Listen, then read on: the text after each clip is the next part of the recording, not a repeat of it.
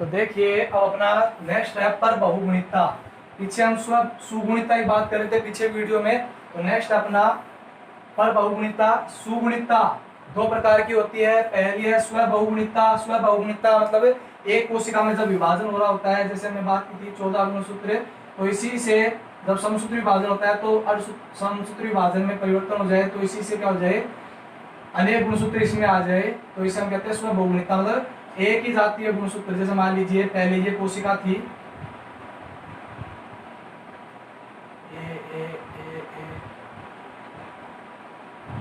ये इसके अंदर गुणसूत्र थे, तो इसके अंदर इस प्रकार से इसके डुप्लीकेट इसी में रह जाते हैं, बस हम क्या कहते हैं स्व बहुगुणितता। ये एक ही जाति के अंदर। परंतु पर बहुगुणितता के अंदर जब हम दो जातियों के मध्य क्रॉस करवाते हैं, देखिए एक जाति हमने ली रेफेनोसेटाइवा, एक जाति ली रेफेनोसेटाइवा, दूसरी ली ब्रेसिका ओलेरेशिया। दूसरी जाति कौन सी ली, ब्रेसिका ओलेरेशिया। तो रेफेनोसेटाइवा या इसे मूली कहते हैं, मूली का बोटनिकल नेम है रेफेनोसेटाइवा। इसके मूली के अंदर कितने गुणसूत्र होते हैं, 18 गुणसूत्र। और ब्रेसिका ओलेरेशिया के अंदर कितने गुणसूत्र होते हैं, गोभी के अंदर 18 गुणसूत्र। जब मूली व गोभी के अंदर क्या करवाया गया, क्रॉस करवाया गया, तो इनके पादपों में मध्य क्रॉस करवाने से एक नई जाति उत्पन्न हुई, जिसके अंदर कितने गुणसूत्र थे, 36 गुणसूत्र थे। कितने थे, 36। मतलब 18 तो इसके आ गए और 18 इसके आ गए। तो देखिए इसको हम दर्शाते हैं ए से, ठीक है, जिससे आप कंफ्यूजन ना हो। इसके गुणसूत्र हम दर्शाते हैं ए से और इसके दर्शाते हैं बी से, इसे दर्शाते हैं बी से। तो देखिए इसके अंदर जो गुणसूत्र आएंगे वो कितने होंगे, ए, साथ में किसके होंगे, बी। ठीक है। स्व बहुगुणितता में क्या था, एक ही जाति के थे। यहाँ पर ध्यान दीजिएगा कितने हैं, एक ही जाति के, तो ए दर्शाया है। तो यहाँ पर बहुगुणितता में क्या आ गया, एक तो देखिए किसके गुणसूत्र हो गए, मूली के, दूसरे किसके आ गए, गोभी के। ठीक है। रेफेनोसेटाइवा व ब्रेसिका ओलेरेशिया के मध्य क्रॉस करवाया, तो उत्पन्न होने वाली जाति का नाम हमने क्या रखा, रेफेनोब्रेसिका। क्या उत्पन्न हुई, रेफेनोब्रेसिका। रेफेनोब्रेसिका की कोशिका में कितने गुणसूत्र थे, 36। तो इसके अंदर देखिए गुणसूत्रों की संख्या बढ़ी है, जीन के अंदर कोई परिवर्तन नहीं हुआ है। गुणसूत्र अतिरिक्त जुड़ गए, मतलब जीन भी अतिरिक्त जुड़ गए, परंतु जीन के अंदर कोई परिवर्तन नहीं हुआ है। मूल रूप से जीन में कोई परिवर्तन नहीं होता है यहाँ पर। तो यहाँ पर देखिए 18 इसके, 18 इसके, तो कितने गुणसूत्र आ गए, 36, जिससे एक नई जाति उत्पन्न हुई। इसे हम क्या कहते हैं, रेफेनोब्रेसिका कहते हैं। तो ये था अपना सुगुणितता, यहाँ पर कंप्लीट हो चुका है। सुगुणितता मतलब किसी जाति का जो मूल गुणसूत्रों की संख्या होती है उसे हम क्या कहते हैं, एक गुणितता। उसे हम क्या कहते हैं, एक गुणितता। मूल गुणसूत्रों की संख्या, जैसे 14 है तो ये एक गुणितता है, 18 है तो ये दोनों क्या है, एक गुणितता है। परंतु मूल गुणसूत्रों में ही परिवर्तन हो जाए, जैसे 14 के स्थान पर 28 आ गए, ठीक है, या फिर 14 के स्थान पर 28, तो मतलब एक ही जाति के अंदर हुआ, तो उसे हम कहते हैं स्व बहुगुणितता। पर बहुगुणितता दो जातियों के मध्य संकरण से उत्पन्न हुआ एक नई जाति, तो उसे हम कहते हैं पर बहुगुणितता। तो यहाँ पर देखिए दो जातियों के गुणसूत्र आ गए, तो इसे हम कहते हैं पर बहुगुणितता। तो इस जाति का नाम क्या हुआ, रेफेनोब्रेसिका। ठीक है भाई। अब अपने बात करते हैं असुगुणितता की भी। असुगुणितता क्या होती है, तो देखिए अपना असुगुणितता क्या होती है। तो असुगुणितता की परिभाषा देखते हैं कि एक जाति के गुणसूत्रों में, या देखिए एक कोशिका में अर्धसूत्री विभाजन के समय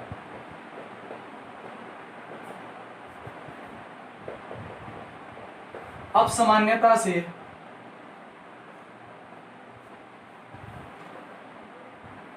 अपसामान्यता के कारण उत्पन्न कोशिका में गुणसूत्रों की संख्या एक या एक से अधिक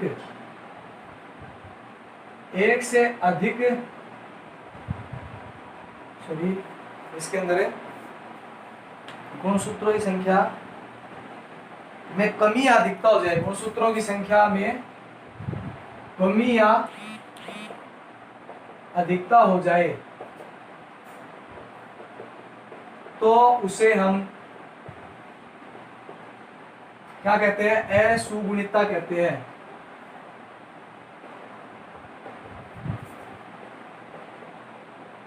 देखिए एक कोशिका में अर्धसूत्र विभाजन के समय अपसामान्यता के कारण उत्पन्न जो कोशिका होती है उसमें गुणसूत्रों की संख्या कम हो जाए या अधिक हो जाए। अब वो एक हो सकती है कम, या दो कम हो सकती है, तीन गुणसूत्र कम हो सकते हैं।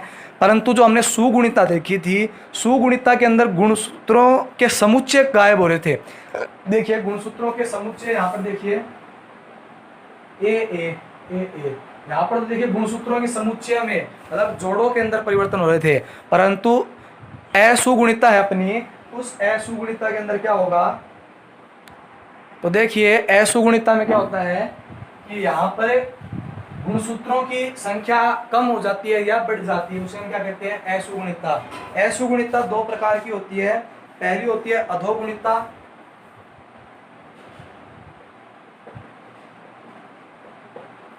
दूसरी होती है आपकी अधिगुणिता। अधोगुणिता या अधिगुणिता। तो अधोगुणिता के अंदर देखिए यहाँ पर एक अथवा एक से अधिक गुणसूत्र बढ़ जाते हैं, उसे हम क्या कहते हैं, अधोगुणिता कहते हैं। यदि एक अथवा एक से अधिक गुणसूत्र कम हो जाए तो उसे हम क्या कहते हैं, अधोगुणिता कहते हैं। ठीक है, अधो का मतलब क्या है, अभी कम होना।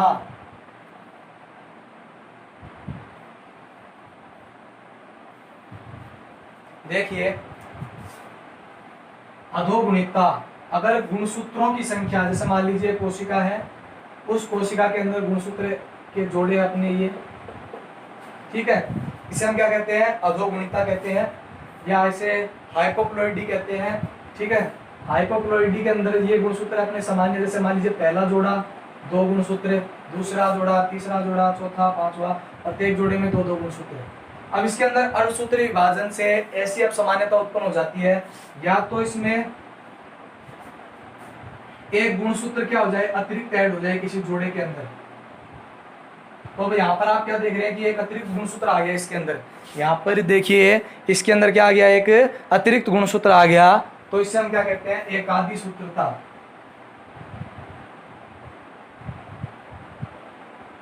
इसे हम क्या कहते हैं, एकादि सूत्रता। मतलब यहाँ पर देखिए कोशिका क्या थी, पहले 2n थी, यहाँ पर क्या थी 2n। मान लीजिए मनुष्य की है, तो मनुष्य की कोशिका तो 2 × 23 तो कितने हैं, 46 गुणसूत्र है। परंतु यहाँ पर 2n+1 हो जाता है, 2n+ क्या हो जाता है, 1 आ जाता है। तो इसे हम क्या कहते हैं, एकादि गुणसूत्रता। इसे हम दर्शाते हैं 2n+1, मतलब जो जोड़ा था उसमें क्या आ गया, एक अतिरिक्त गुणसूत्र आ गया। तो इसे हम कहते हैं एकादि सूत्रता, या इसे हम कह सकते हैं मोनोसोमी। इसे हम कहते हैं मोनोसोमी। ठीक है, दूसरा, अगर दो गुणसूत्र बढ़ जाए, अगर कितने गुणसूत्र बढ़ जाए, दो। यहाँ पर देखिए एक गुणसूत्र ये बढ़ गया, एक गुणसूत्र ये बढ़ गया। अब जरूरी नहीं है अलग अलग, ये एक स्थान पर भी बढ़ सकते हैं। एक गुणसूत्र यहाँ बढ़ गया, एक यहाँ बढ़ गया, तो इसे हम क्या कहते हैं, द्विअधि सूत्रता। ठीक है, या नल्ली सोमी कहते हैं। सॉरी, घट गया, सॉरी यहाँ पर बढ़ेगा नहीं गुणसूत्र, यहाँ पर गुणसूत्रों की संख्या घटेगी। यहाँ पर गुणसूत्रों की संख्या क्या होगी भी, घटेगी। अधोगुणिता मतलब है एक गुणसूत्र का क्या होना, कम होना। इसे हम कहेंगे एक न्यून सूत्रता। इसे हम क्या कहेंगे, एक न्यून सूत्रता।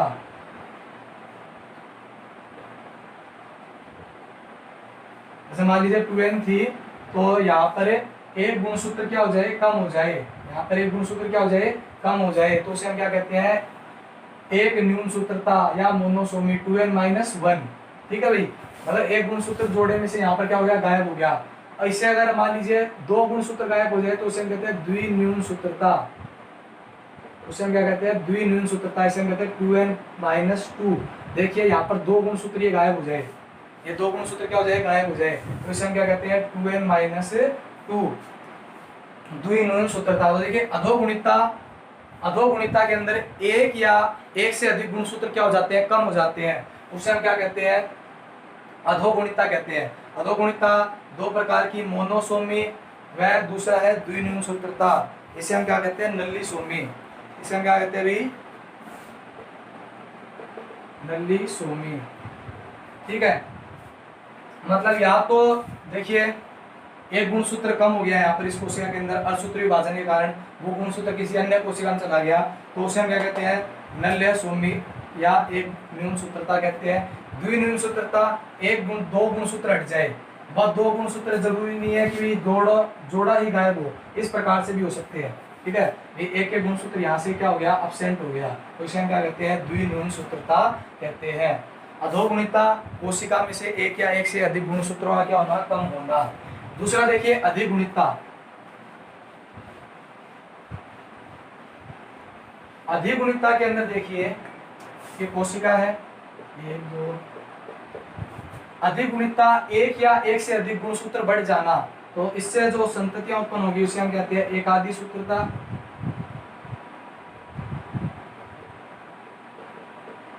ठीक है भाई। और दूसरा होगा द्विअधि सूत्रता।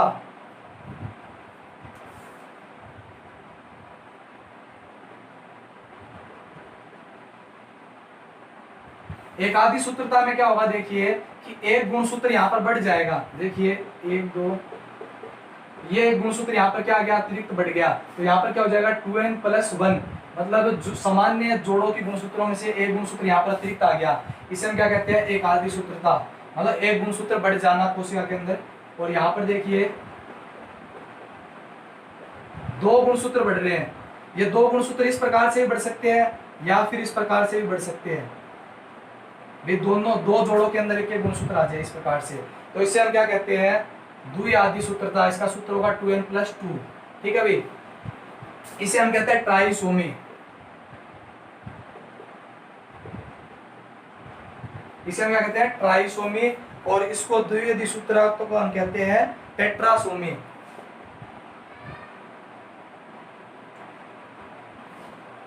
ट्राइसोमी का एग्जांपल आपने देखा क्या भाई, डाउन सिंड्रोम। डाउन सिंड्रोम के अंदर आपने क्या देखा कि 21वें जोड़े के अंदर एक अतिरिक्त गुणसूत्र आ जाता है। आप इसका एग्जांपल ले सकते हैं डाउन सिंड्रोम। वहां पर हमने क्या देखा, जो 21वां जोड़ा गुणसूत्र था, 21वें जोड़े गुणसूत्र में एक अतिरिक्त गुणसूत्र आ जाता है, मतलब वहां पर घटना कैसी होती है, 2n+1 की होती है, तो वो घटना वहां पर क्या होती है, एकादि सूत्रता होती है, मतलब वहां पर क्या होता है, उत्परिवर्तन होता है गुणसूत्र की संख्या में। ठीक है, उससे मनुष्य में क्या रोग उत्पन्न होता है भाई, डाउन सिंड्रोम उत्पन्न होता है। तो आपने क्या देखा कि जो अपनी असुगुणिता थी उसके अंदर किसी एक कोशिका में या तो एक गुणसूत्र की कमी हो जाती है, एक या एक से अधिक गुणसूत्र कम हो जाते हैं, या फिर एक या एक से अधिक गुणसूत्र बढ़ जाते हैं। एक या एक से अधिक गुणसूत्र कम होने को हम क्या कहते हैं, अधोगुणिता, या एक या एक से अधिक गुणसूत्रों को बढ़ने को हम क्या कहते हैं, अधिगुणिता कहते हैं। अधोगुणिता के अंदर यदि एक गुणसूत्र कम हो जाए कोशिका से तो उसे हम क्या कहते हैं, मोनोसोमी कहते हैं, 2n-1। अगर एक गुणसूत्र दो गुणसूत्र कम हो जाए तो उसे हम क्या कहते हैं, द्विन्यून सूत्रता कहते हैं, मतलब नल्लीसोमी कहते हैं। अधिगुणिता मतलब एक गुणसूत्र कोशिका के अंदर बढ़ जाता है, एक अतिरिक्त गुणसूत्र, मतलब 2n+1, तो इसे हम क्या कहते हैं, एकादि सूत्रता, मतलब ट्राइसोमी कहते हैं। और यदि दो गुणसूत्र बढ़ जाते हैं तो उसे कहते हैं द्विआदि सूत्रता, टेट्रासोमी कहते हैं। तो ये था आपका गुणसूत्रों के अंदर संरचनात्मक जो परिवर्तन, संख्यात्मक परिवर्तन, तो संख्यात्मक परिवर्तन आपका यहाँ पर क्या हो चुका है, कंप्लीट हो चुका है। आज के लिए इतना ही, आगे बात करेंगे नेक्स्ट वीडियो के अंदर। तो तब तक के लिए इसके साथ में इस प्रकार से ये जो डायग्राम आपको जितने बनवाए हैं वीडियो के अंदर, ये साथ में बना लीजिए ताकि आपको कोई कन्फ्यूज़न ना हो। तो आज के लिए इतना ही, thank you, goodbye. Notes साथ साथ में प्रिपेयर करते रहिए आप। तो आज के लिए इतना ही, धन्यवाद।